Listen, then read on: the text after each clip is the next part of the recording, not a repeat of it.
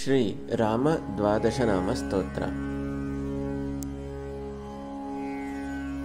ಪ್ರಥಮಂ ಶ್ರೀಧರಂ ವಿದ್ಯಾ ದ್ವಿತೀಯಂ ರಘುನಾಯಕಂ ತೃತೀಯಂ ರಾಮಚಂದ್ರಂ ಚ ಚತುರ್ಥಂ ರಾವಣಾಂತಕಂ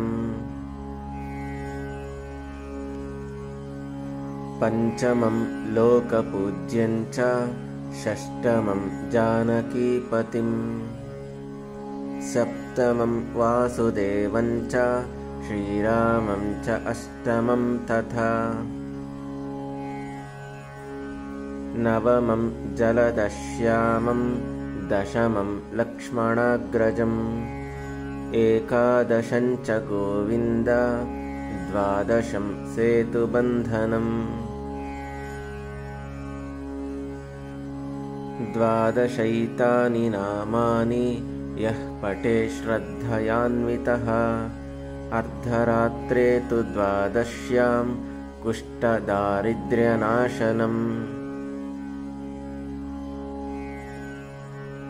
अरण्ये चैव संग्रामे अग्नौ भयनिवारणम् ब्रह्महत्या सुरापानं गोहत्यादिनिवारणम्